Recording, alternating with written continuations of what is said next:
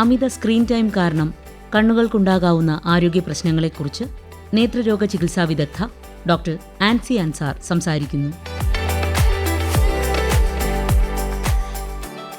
ഒരു ദിവസം നിങ്ങൾ എത്ര സമയം സ്ക്രീനിന് മുന്നിൽ ചെലവഴിക്കും? ഒന്ന് ആലോചിച്ചു നോക്കൂ. സ്ക്രീൻ എന്ന് പറഞ്ഞാൽ mobile, tab, laptop, computer system, television എല്ലാം ഉൾപ്പെടും. കുട്ടികൾ മുതൽ മുതിർന്നവർ വരെ മണിക്കൂറുകളോളം സ്ക്രീൻ യൂസ് ചെയ്യുന്നു. Online classes, official work, social media, cinema, games, work from home jobs, ഇങ്ങനെ പോകുന്നു നമ്മുടെ ഡെയിലി ആക്ടിവിറ്റീസ്. ജോബിന്റെ ഭാഗമായി 10 മുതൽ 12 മണിക്കൂർ വരെ സ്ക്രീൻ നോക്കേണ്ടി വരുന്ന ഒരുപാട് പേർ നമുക്ക് ചുറ്റുമുണ്ട്. സ്ക്രീൻ ടൈം മൂലം കണ്ണിലുണ്ടാകുന്ന പ്രശ്നങ്ങളെ ഡിജിറ്റൽ ഐ സ്ട്രെയിൻ അഥവാ കമ്പ്യൂട്ടർ വിഷൻ സിൻഡ്രോം എന്ന് പറയുന്നു. എന്തൊക്കെയാണ് ഇതിന്റെ ലക്ഷണങ്ങൾ?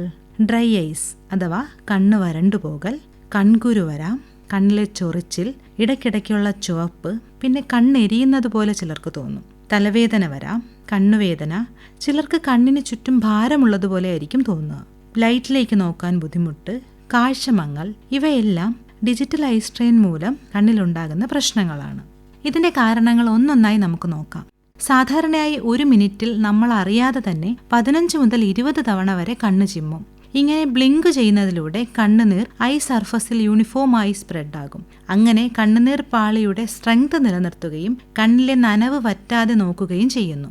പക്ഷെ സ്ക്രീനിൽ തുടർച്ചയായി നോക്കുമ്പോൾ കണ്ണ് ചിമ്മുവാൻ നമ്മൾ മറന്നുപോകും. മിനിറ്റിൽ ഏകദേശം 5 തവണ മാത്രം ബ്ലിങ്ക് ചെയ്യും. ഇത് കണ്ണിന്റെ വരൾച്ച അഥവാ ഡ്രൈ ഐസ് എന്ന അവസ്ഥയിലേക്ക് കൊണ്ടുപോകും. ഇതെങ്ങനെ പരിഹരിക്കാം? സ്ക്രീൻ യൂസ് ചെയ്യുമ്പോൾ ഇടയ്ക്കിടയ്ക്ക് കണ്ണ് ചിമ്മാൻ ശ്രദ്ധിക്കുക. പിന്നെ നമുക്കൊരു 20-20-20 റൂളുണ്ട്. എന്താണിത്? 20 മിനിറ്റ് സ്ക്രീൻ ഉപയോഗിച്ച ശേഷം 20 സെക്കൻഡ് റെസ്റ്റ് കൊടുക്കണം. എങ്ങനെയായിരിക്കും നമുക്ക് റെസ്റ്റ് കൊടുക്കാൻ പറ്റുക? 20 മിനിറ്റ് സ്ക്രീൻ ഉപയോഗിച്ച ശേഷം 20 സെക്കൻഡ് 20 അടി ദൂരത്തിലുള്ള ഏതെങ്കിലും വസ്തുവിലേക്ക് നോക്കുക. അത് വിൻഡോയിലൂടെ പുറത്തു നോക്കാം, അല്ലെങ്കിൽ മുറിയിൽ തന്നെ പല സ്ഥലത്തായി നോക്കാം. അടുത്തതായി നന്നായി വെള്ളം കുടിക്കുക. സ്ക്രീൻ യൂസ് ടൈമിൽ ഡീഹൈഡ്രേഷൻ വരാതെ നോക്കണം. റൂമിലെ പ്രകാശം കമ്പ്യൂട്ടറിലേക്കോ കണ്ണിലേക്കോ നേരിട്ട് വരാതെ ശ്രദ്ധിക്കുക. സ്ക്രീനിന്റെ ബ്രൈറ്റ്നസ് ക്രമീകരിക്കണം. സ്ക്രീൻ ബ്രൈറ്റ്നസ് റൂം ബ്രൈറ്റ്നസിനോട് മാച്ച് ചെയ്യണം. വളരെ ബ്രൈറ്റോ അല്ലെങ്കിൽ വളരെ ഡിമ്മോ ആകരുത്.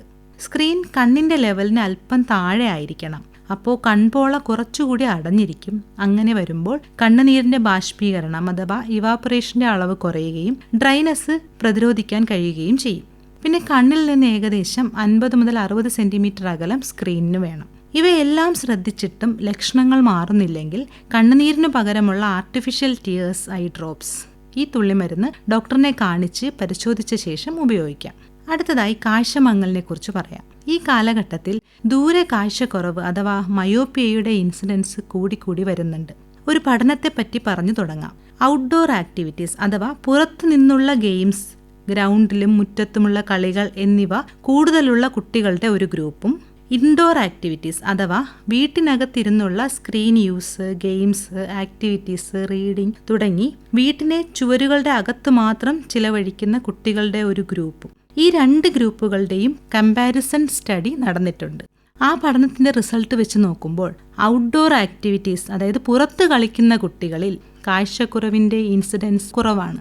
കണ്ണാടിയുള്ള കുട്ടികളുടെ പവറിന്റെ പ്രോഗ്രഷനും കുറവാണ്. അതായത് എല്ലാ ഏജിലുള്ളവരും, പ്രത്യേകിച്ച് കുട്ടികൾ, മുഴുവൻ സമയവും വീടുകൾക്കുള്ളിൽ ചിലവഴിക്കാൻ പാടില്ല. വീടിന്റെ മുറ്റത്തേക്ക് ഇറങ്ങണം, കളിക്കണം. അവർ കളിച്ചു വളരട്ടെ. ഫ്ളാറ്റുകളുടെ ബാൽക്കണിയിലിരുന്ന് ദൂരെ മരങ്ങളും ആകാശവും കാണട്ടെ. ഗ്രൗണ്ട് ഉണ്ടെങ്കിൽ അവിടെ കളിക്കട്ടെ. കാഴ്ചക്കുറവ് തോന്നിക്കഴിഞ്ഞാൽ കണ്ണു പരിശോധിച്ച് കണ്ണടയുടെ ആവശ്യമുണ്ടോ എന്ന് ഉറപ്പുവരുത്തണം. ഷോർട്ട് സൈറ്റ് ഉണ്ടെങ്കിൽ സ്ഥിരമായി കണ്ണട ഉപയോഗിക്കണം. മാതാപിതാക്കളോടുള്ള പ്രത്യേക അഡ്വൈസസ് ഇവയാണ്. 1. 2 വയസ്സുവരെയുള്ള കുട്ടികൾക്ക് സ്ക്രീൻ കൊടുക്കാതിരിക്കുവാൻ മാക്സിമം ശ്രമിക്കുക. മുതിർന്ന കുട്ടികൾക്ക് നിങ്ങളുടെ നിയന്ത്രണത്തോടെ കൃത്യമായ ഇടവേളകളിൽ മാത്രം സ്ക്രീൻ കൊടുക്കുക. ഭക്ഷണം കഴിക്കുമ്പോൾ മൊബൈൽ ഉപയോഗം ഒഴിവാക്കണം. രാത്രി ഉറങ്ങുന്നതിന് 2 മണിക്കൂർ മുൻപെങ്കിലും സ്ക്രീൻ ഓഫ് ചെയ്യണം. നമുക്ക് നാച്ചുറലായിട്ട് ബ്രെയിനിൽ ഒരു സ്ലീപ്പ് വെയ്ക്ക് സൈക്കിൾ ഉണ്ട്. അതായത് ബ്രെയിനിൽ ഒരു ക്ലോക്ക് ഉണ്ട്. ഉറക്കം വരാനും ഉറങ്ങാൻ ഹെൽപ്പ് ചെയ്യുന്ന ഹോർമോണിനെയും സ്റ്റിമുലേറ്റ് ചെയ്യുന്നത് ഈ ക്ലോക്കാണ്. അതായത് രാത്രിയിൽ ഇരുട്ടുണ്ടെങ്കിൽ മാത്രമാണ് നമുക്ക് ഉറക്കത്തിലേക്ക് ഉള്ള ഹോർമോൺസ് സ്റ്റിമുലേറ്റഡ് ആവുന്നത്. പക്ഷേ സ്ക്രീൻ നൈറ്റ് യൂസ് ചെയ്യുമ്പോൾ അതിനകത്തുള്ള ബ്ലൂ ലൈറ്റ് പകൽ പോലെ ബ്രെയിൻ തെറ്റിദ്ധരിക്കുകയും ഉറക്കം നഷ്ടപ്പെടാൻ കാരണമാവുകയും ചെയ്യും. ഇതോടൊപ്പം കണ്ണിന്റെ ആരോഗ്യത്തിന് സമീകൃതമായ ഭക്ഷണം വേണം, ഇലക്കറികൾ വേണം, വൈറ്റമിൻ എ റിച്ച് ആയിട്ടുള്ള ഫുഡ്സ് വേണം, ദിവസവും 3 മുതൽ 4 ലിറ്റർ വരെയെങ്കിലും വെള്ളം കുടിക്കണം, നന്നായി ഉറങ്ങണം. ഇതെല്ലാം കണ്ണിൻ്റെ ആരോഗ്യത്തിന് അത്യാവശ്യമാണ്. എന്ത് ലക്ഷണങ്ങൾ ഉണ്ടെങ്കിലും സ്വയം ചികിത്സിക്കാതെ കണ്ണുരോഗ വിദഗ്ധരെ കാണിച്ച് കൃത്യമായ ടെസ്റ്റുകൾ ചെയ്യണം. ഡോക്ടറിന്റെ നിർദ്ദേശമനുസരിച്ച് മാത്രം തുള്ളിമരുന്നുകൾ ഉപയോഗിക്കുക. കാഴ്ചക്കുറവുണ്ടെങ്കിൽ കണ്ണട സ്ഥിരമായി ഉപയോഗിക്കുകയും കൃത്യമായ ഇടവേളകളിൽ ഡോക്ടറിനെ കാണിക്കുകയും ചെയ്യണം. കാഴ്ചമങ്ങലിന്റെ കാര്യം പറഞ്ഞില്ലേ? കാഴ്ചക്കുറവ് കുട്ടികളിൽ പ്രധാനമായും 3 തരത്തിലാണ്. ഷോർട്ട് സൈറ്റ് ഹ്രസ്വദൃഷ്ടി അഥവാ മയോപ്പിയ, ലോങ് സൈറ്റ് ദീർഘദൃഷ്ടി, പിന്നെ അസ്റ്റിഗ്മാറ്റിസം. OPയിലെ വിശദമായ പരിശോധനയിലൂടെ ഇപ്പറഞ്ഞവ ഉണ്ടോ എന്നും കണ്ണടയുടെ പവർ എത്രയാണെന്നും മനസ്സിലാക്കുവാൻ പറ്റും. കാഴ്ചക്കുറവുള്ളവർ സ്ഥിരമായി അഥവാ മുഴുവൻ സമയവും സ്ക്രീൻ ടൈം ഉൾപ്പെടെ കണ്ണട ഉപയോഗിക്കണം. ഇല്ലെങ്കിൽ എന്താണ് പ്രശ്നം? തലവേദനയുണ്ടാവും, കണ്ണുവേദന വരും, കാഴ്ച ക്രമേണ കുറഞ്ഞു വരും അഥവാ കണ്ണടയുടെ പവർ കൂട്ടേണ്ടി വരും. യഥാർത്ഥത്തിൽ നമ്മൾ കറക്റ്റായ പവറിൽ കണ്ണട ഉപയോഗിച്ചു കഴിഞ്ഞാൽ നമ്മൾക്ക് കാഴ്ച പൂർണ്ണമായും കിട്ടണം. പക്ഷേ സ്ഥിരമായി കണ്ണട ഉപയോഗിക്കാത്ത ആൾക്കാരിൽ ഈ കാഴ്ചയുടെ അളവ് കുറയും. കണ്ണിന്റെ റെറ്റിനയുടെ ഡെവലപ്മെന്റ് കുറഞ്ഞ് കണ്ണുകൾ ലേസിയാവും.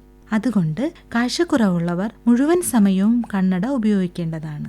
മുതിർന്നവരിൽ 40 വയസ്സിന് ശേഷം വരുന്ന വെള്ളെഴുത്ത് അഥവാ പ്രസ്ബയോപ്പിയയ്ക്ക് കണ്ണട ഉപയോഗിക്കണം. വായിക്കുമ്പോൾ മാത്രമല്ല, സ്ക്രീൻ ഉപയോഗിക്കുമ്പോൾ കൂടി ഇവർ കണ്ണട ഉപയോഗിക്കുന്നത് നല്ലതാണ്. ഇതിനായി പ്രോഗ്രസീവ് ഗ്ലാസുകളാണ് നല്ലത്. പ്രോഗ്രസീവ് ഗ്ലാസുകളിൽ നമുക്ക് 3-in-1 അതായത് 3 കാഴ്ചകൾ കിട്ടും. നമ്മൾക്ക് വായിക്കാൻ പറ്റും. ഇന്റർമീഡിയറ്റ് ഡിസ്റ്റൻസിലാണ് ലാപ്ടോപ്പും കമ്പ്യൂട്ടർ ഡിസ്റ്റൻസും വരുന്നത്. അത് ഉപയോഗിക്കാൻ പറ്റും. ദൂരക്കാഴ്ചയും കിട്ടും. അതുകൊണ്ട് വെള്ളെഴുത്തുള്ളവർ സിസ്റ്റം യൂസ് ചെയ്യുന്നുണ്ടെങ്കിൽ അവർക്ക് പ്രോഗ്രസീവ് ഗ്ലാസുകളായിരിക്കും കൂടുതൽ അനുയോജ്യം. ഈ കണ്ണടകളിൽ സ്ക്രീനിന്റെ പ്രൊട്ടക്ഷന് വേണ്ടിയിട്ട് ആന്റി റിഫ്ലക്റ്റീവ് അതായത് ലൈറ്റിന്റെ റിഫ്ലക്ഷൻ കുറയ്ക്കുന്ന രീതിയിലുള്ള കോട്ടിങ്ങുകൾ കൊടുക്കുന്നത് നല്ലതായിരിക്കും. കണ്ണട ഉപയോഗിക്കുന്നവർ 6 മാസം കൂടുമ്പോൾ വിശദമായ കണ്ണു പരിശോധന നടത്തേണ്ടത് ആവശ്യമാണ്. ഈ കാലഘട്ടത്തിൽ സ്ക്രീൻ നമുക്ക് ഒഴിവാക്കുവാൻ പറ്റുന്നതല്ല.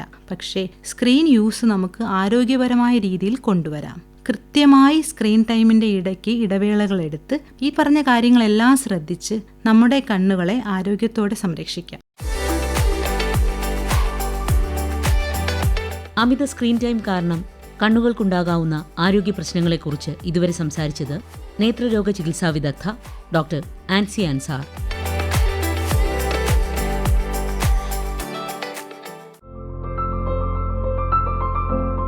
കൊതുകിനെ തുരത്താം, ജീവൻ രക്ഷിക്കാം. ഈഡിസ് കൊതുകുകൾ കെട്ടിനിൽക്കുന്ന തീരെ ചെറിയ അളവിലുള്ള വെള്ളത്തിൽ പോലും മുട്ടയിട്ട് വളരാനിടയുണ്ട്. അതിനാൽ വീട്, സ്ഥാപനങ്ങൾ തുടങ്ങിയ കെട്ടിടങ്ങളുടെ അകത്തും മേൽക്കൂരകളിലും പരിസരത്തും വെള്ളം കെട്ടിനിൽക്കാതിരിക്കാൻ പ്രത്യേകം ശ്രദ്ധിക്കണം. മാർക്കറ്റുകളിൽ മത്സ്യം സൂക്ഷിക്കുന്ന പെട്ടികൾ, വീട്ടുമുറ്റത്തും പുരയിടത്തിലും എറിഞ്ഞു കളഞ്ഞ പാത്രങ്ങൾ, ചിരട്ടകൾ, തൊണ്ട്, ടയർ, മുട്ടത്തോട്, ടിന്നുകൾ തുടങ്ങിയവയിൽ കെട്ടിനിൽക്കുന്ന വെള്ളത്തിൽ കൊതുക് വളരാം. അവ വലിച്ചെറിയാതെ നശിപ്പിക്കുകയോ വെള്ളം കെട്ടിനിൽക്കാതെ കമഴ്ത്തിവെക്കുകയോ ചെയ്യുക. റബ്ബർ മരങ്ങളിൽ വെച്ചിട്ടുള്ള ചിരട്ടകളിലും കവുങ്ങിൻ തോട്ടങ്ങളിൽ വീണുകിടക്കുന്ന പാളകളിലും മരപ്പത്തുകളിൽ കെട്ടിക്കിടക്കുന്ന വെള്ളത്തിലും കൊതുകുകൾ മുട്ടയിടാം. അതിനാൽ തോട്ടങ്ങളിൽ കൊതുക് പെരുകുന്നില്ലെന്ന് ഉറപ്പാക്കുക. വീട്ടിനുള്ളിൽ പൂച്ചട്ടികൾക്ക് താഴെ വെള്ളം കെട്ടിനിൽക്കുന്ന പാത്രങ്ങളിലും ഫ്രിഡ്ജിനടിയിലുള്ള വെള്ളം നിൽക്കുന്ന ട്രേയിലും കൊതുക് മുട്ടയിടാൻ സാധ്യതയുണ്ട്.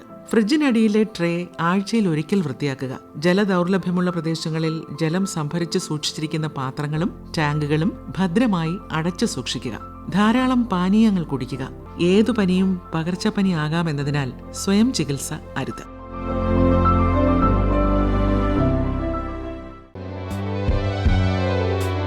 പ്രകാശധാര